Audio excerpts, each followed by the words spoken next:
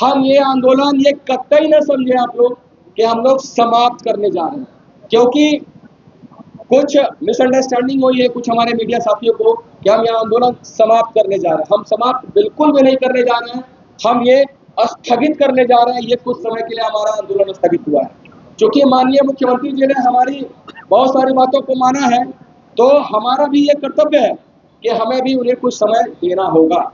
और इसी क्रम में हम लोगों ने ये फैसला किया है सर्वसम्मति से कि हम 2 महीने का समय सरकार को देंगे, और उस बीच जो कुछ मामले हैं, देखिए सबसे इम्पोर्टेंट जेपीएससी की जो तमाम परीक्षाएं रद्द हुई, जेएसएससी सीजीएल भी रद्द हुआ, लेकिन हम सरकार से ये भी उम्मीद करते हैं कि पीजीटी का विषय, मैं कुछ विषय पे बात करना चाहता हूँ कि जो बहुत महत्वपूर्ण है।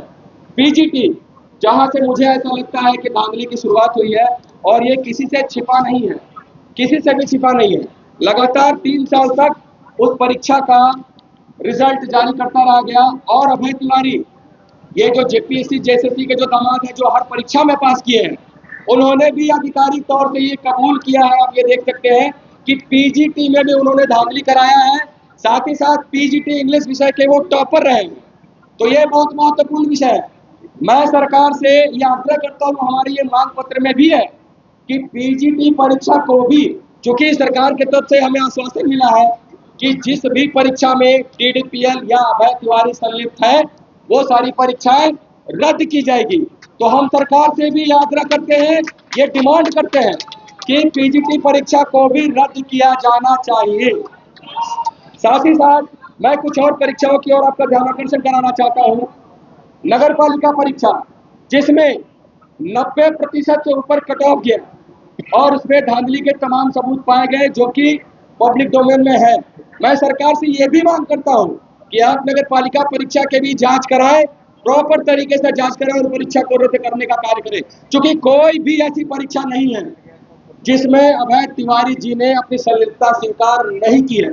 तो ये पब्लिक फोरम में ये जानकारी है, और इस पे कार्रवाई होनी चाहिए, ये हम उम्मीद करते हैं।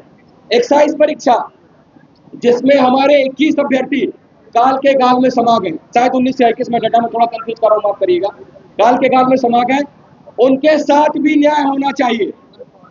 एक जान की कीमत हम कुछ रुपयों में नहीं तोल सकते। तो मैं सरकार से यह आग्रह करना चाहता हूँ, विनम्र निवेदन करना चाहता हूँ कि जो हमारे मृतक, जो हमारे एक्साइज के कांस्टेबल के जो विद्यार्थी हैं, उन सारे लोगों को 1-1 करोड़ रुपया दिया जाना चाहिए।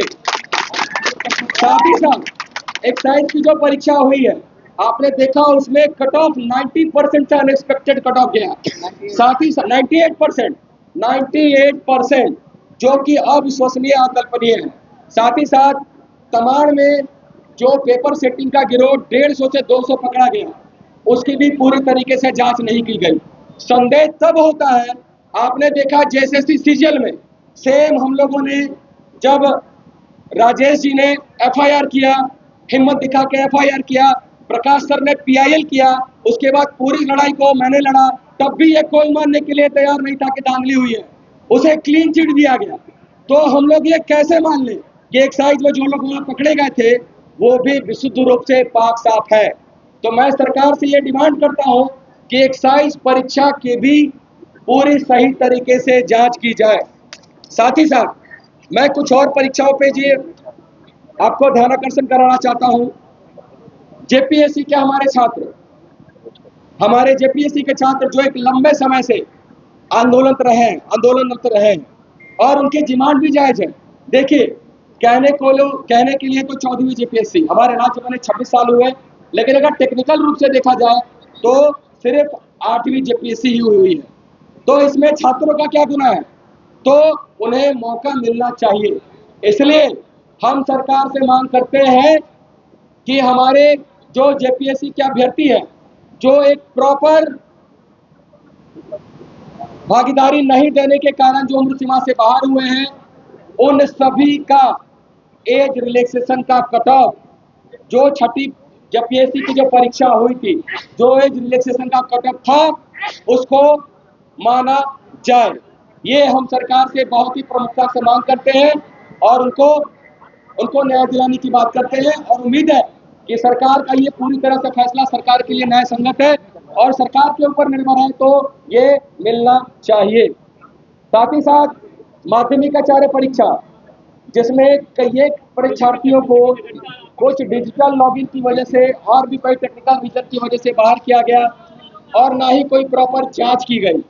मैं सरकार से मांग करता हूं कि इस माध्यमिक आचार्य परीक्षा के भी प्रॉपर तरीके से जांच करके, अनियमितता तो सारी परीक्षाओं में लगभग है, ये किसी से छिपा नहीं है, इन परीक्षाओं को भी रद्द किया जाना चाहिए। आप बड़ा दिल दिखाते हुए जब रिफॉर्म की और जब झारखंड के छात्रों के लिए इतने बड़े बड़े फैसले ले रहे हैं, तो ये फैसले भी आपको लिए जाने चाहिए। साथ ही साथ कुछ और भी परीक्षाएं हैं, लैब असिस्टेंट और भी कुछ परीक्षाएं हैं, इन सारी परीक्षाओं में भी आप जांच करें, प्रॉपर तरीके से जांच करें। अंत में मैं सबसे महत्वपूर्ण विषय को ये कहा जाना चाह सकता है, मैं सबसे महत्वपूर्ण विषय जो कहने जा रहा हूं, समझिएगा आप लोग, बहुत ध्यान से सुनिएगा। सरकार ने वैकेंसीज को वापस लिया, जैसे कि सीजन समेत कई परीक्षाओं का वैकेंसी को वापस लिया और माननीय मुख्यमंत्री समेत पूरे कैबिनेट ने यह माना कि परीक्षाओं में धांधली हुई है। तो टेक्निकल रूप से जो हमारे लोग जो बैठे हैं वो भी हमारे पार्ट थे, वो भी कभी हमारे इस आंदोलन का हिस्सा थे, हमारी सिंपैथी उनके साथ भी है। लेकिन यह भी देखना होगा कि उनके साथ अन्याय हम लोगों ने नहीं, बल्कि ये सिस्टम ने किया है। अगर ये जांच जो जांच आज हो रही है, इस जांच का पर्दाफाश उसी समय हो जाता तो शायद आज सबके साथ न्याय होता और शायद आज वो आंदोलन न कर रहे होते। तो ये भी झारखंड सरकार को और सारे लोगों को देखना होगा। हम अपने न्याय की लड़ाई लड़ें, वो अपने न्याय की लड़ाई लड़ रहे हैं, हमें उनसे कोई दिक्कत नहीं है, कभी वो भी हमारे भाई थे, इस आंदोलन का हिस्सा थे। लेकिन सरकार, वो तो कोर्ट जाएंगे, उनका कोर्ट जाना अधिकार है, लेकिन मैं सरकार से ये भी मांग करता हूँ, आप कोर्ट जा रहे हैं तो आपका साथ कोर्ट में भी दिखना चाहिए सारी परीक्षाओं को लेके। सबसे पहले आप तत्काल रूप से कैविएट फाइल करिए, जो हम लोगों ने कल भी मांग किया था, आप तत्काल रूप से कैविएट फाइल करिए। साथ ही साथ ये आपका दिखना भी चाहिए प्रयास कि आपके सरकार की तरफ से जो भी अधिवक्ता या महाधिवक्ता सरकार में हम लोगों का पक्ष रखेंगे या अपना पक्ष रखेंगे कि उन्होंने क्यों रद्द किया, तो वो किसी भी तरीके से हम लोगों की तरफ से जस्टिफिकेबल होना चाहिए, मजबूती से रखा जाना चाहिए। क्योंकि अगर ऐसा नहीं हुआ तो ये झारखंड के छात्रों के साथ पूरी तरह से अन्याय होगा और धोखा होगा। तो हम सरकार से मांग करते हैं कि अगर वो कोर्ट में जा रहे हैं तो ये दिखना भी चाहिए कि वो कोर्ट में अपनी बातों पे अडिग है, पेपर्स में अडिग है और संवैधानिक रूप से अडिग है, ये देखना भी चाहिए। और ये बहुत महत्वपूर्ण विषय है, क्योंकि अगर किसी तरह का कोर्ट में ऊंच नीच होता है तो हम फिर वहीं आके खड़े हो जाएंगे जहां हम खड़े थे। मैं स्पष्ट रूप से बोलना चाहता हूं, कोई लाग लपेट के साथ नहीं। तो हम सरकार से मांग करते हैं, माननीय मुख्यमंत्री जी से मांग करते हैं कि अगर वो कोर्ट में जाए तो ये दिखना भी चाहिए कि वो कोर्ट में हमारे मुद्दे के साथ खड़े हैं, ना कि ऊपर ऊपर खड़े हैं, सीधी सी बात। और मैंने फिर से कहा कि ये आंदोलन स्थगित किया जा रहा है, ना कि समाप्त किया जा रहा है। तो मैं स्पष्ट रूप से ये कहना चाहता हूं, 2 महीने के अंदर आपके आग्रह को हमने स्वीकार करते हुए आंदोलन स्थगित का प्रयास किया है। एक बार सरकारी सिस्टम में हमने फिर से भरोसा जताया है आपके कहने पे, जबकि भरोसा पिछले एग्जाम्स में कहीं दिखता नहीं। चाहे वो वरीय जांच एजेंसी हो, किस तरह से जांच सही किया जाता है, लेकिन एक पॉलिटिकल दबाव में उसे डिमोटिवेट किया जाता है, डिस्टॉर्ट किया जाता है। तो हम ये कहना चाहते हैं कि हम इस आंदोलन को समाप्त नहीं कर रहे हैं, आपके इस भरोसे के साथ स्थगित कर रहे हैं कि आप इन 2 महीना के अंदर, आपने ही कहा है, माननीय दीपिका पांडे जी ने स्टेज पे आके कहा है कि आप हमें 60 दिनों का समय दीजिए, जो हम लोगों ने कमिटमेंट किया है वो दिखेगा। तो हम ये उम्मीद करते हैं कि आने वाले 60 दिनों में आपका ये कमिटमेंट दिखना भी चाहिए और आपने जो जांच के लिए न्यायिक प्रक्रिया अपनाई है और जो सिटिंग जज का जो आप लोगों ने कमिटमेंट किया है, या जिस तरह से जो न्यायिक प्रक्रिया की जांच आप लोगों ने की है, उसमें पूरी तरीके से पारदर्शिता और झारखंड के छात्रों का हित दिखना चाहिए। अन्यथा मैं इसी मंच से घोषणा करता हूं कि हम लोगों ने जिन जिन विषयों को रखा है या जिन जिन विषयों पे हम लोग यहाँ बात नहीं रख पाए हैं, तमाम तरह का विषय है, ये झारखंड विषय के मकड़जाल में फंसा हुआ है। तो मैं ये घोषणा करता हूं कि अगले 2 महीने के बाद जेपीएससी जैसे रिफॉर्म मंच पूरी ताकत के साथ और इससे बड़ी ताकत के साथ एक फिर से बहुत बड़ा आंदोलन खड़ा करेगा झारखंड के छात्रों के लिए। मैं ये विश्वास दिलाना चाहता हूँ आप सभी को, लेकिन अंत में ये उम्मीद भी करना चाहूंगा कि आप माननीय हेमंत सोरेन जी, हमारे गार्जियन, हम छात्रों की बात को सुने हैं, आपने बड़ा दिल दिखाया है, आपने 2 कदम आगे बढ़ाया है, तो आप 4 कदम और आगे बढ़ाएंगे और झारखंड के छात्रों के हित में, भ्रष्टाचार के हित में कुछ कठोर फैसले लेंगे जो आने वाली पीढ़ी झारखंड की याद रखेगी, इस लड़ाई को याद रखेगी। और ये लड़ाई, मुझे पूरा विश्वास है कि आने वाले समय में वर्षों वर्ष तक याद रखा जाएगा कि किस तरह से झारखंड के छात्रों ने पूरी गरिमा के साथ बिना किसी अभद्रता के 26 दिनों तक गांधीवादी तरीके से अपनी सारी मांगों को मनवाया है।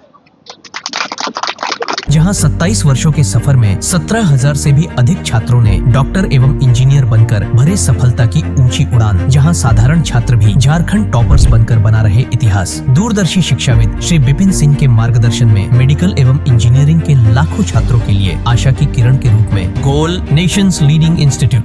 बायोम इंस्टीट्यूट नीट की तैयारी के लिए एक भरोसेमंद नाम। यहाँ अनुभवी फैकल्टी, स्मार्ट क्लासरूम और बेहतरीन टीचिंग मेथड से स्टूडेंट्स को मिलती है मजबूत तैयारी। यहाँ हर स्टूडेंट को मिलता है पर्सनल गाइडेंस और डाउट क्लियरिंग का पूरा सपोर्ट। नीट 2027 और 28 के लिए फेज 2 बैच 30 अप्रैल से शुरू हो रहा है। आज ही बायोम इंस्टीट्यूट से जुड़े और अपने डॉक्टर बनने के सपने को दे सही दिशा। बायोम इंस्टीट्यूट सिर्फ मेडिकल प्रिपरेशन का संस्थान। काम की तलाश है, भरोसेमंद नौकरी चाहिए, जुड़िए ANG के साथ, जहां श्रमिक सबसे पहले।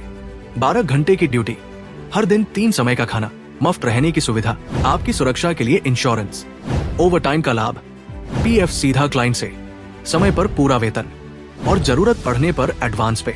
ANG मैन पावर सॉल्यूशंस, सम्मान के साथ काम, भरोसे के साथ कमाई।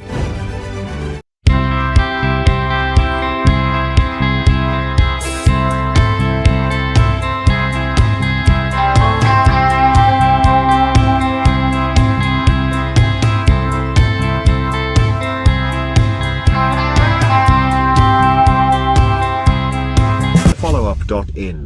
Like, share, and subscribe. www.thefollowup.in